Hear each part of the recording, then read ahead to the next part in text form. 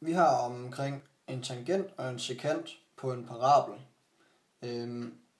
Først og fremmest så har vi en graf, som vi kalder fx, og det er så den, du ser, der buer her.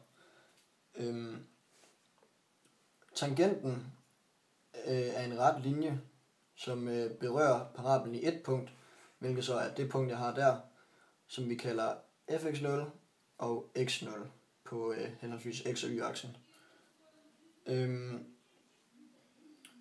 Det kan godt lige være lidt svært at se helt præcis, hvor det er, at tangenten den berører parablen, så derfor kan man beregne hældningen. Og det gør man så ved at først og fremmest finde en sekant. Og sekanten er så den linje, du ser her, som også er en ret linje, men den skærer så parablen i 2 punkter. Og det første punkt har jeg så valgt at tage som det samme punkt, der hedder x0 på x-aksen og fx0 på y-aksen. Mens det andet punkt er x0 plus delta x på x-aksen og fx0 plus delta x på y-aksen, som så er det punkt, der er lige der. Afstanden mellem de 2 punkter kalder man så delta x.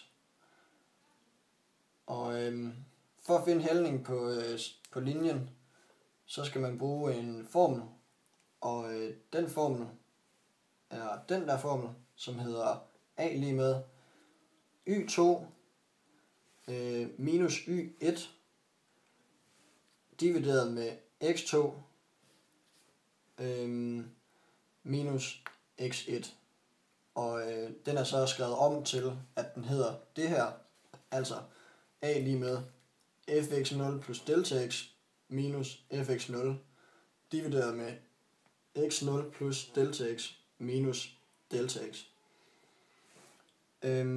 Det man så vil se efter man har beregnet den, det er, at hvis man tager fat i sekanten og rækker det andet punkt, altså x0 plus delta x og fx0 plus delta x, hvis man rykker det tættere og tættere på x-aksen, så vil man se, at delta x vil blive mindre og mindre, og derfor kan man beregne afstanden på den måde. Altså hvis man drejer den, hvis du ligesom kan forestille, at man hiver i begge ender, og så den kommer til sidst vil den så med delta x så komme så tæt på fx0 og x0 på x- og y-aksen som overhovedet muligt. Den vil aldrig ramme helt præcis, men den vil komme tættere og tættere på, alt afhængig efter hvor tæt du rykker den.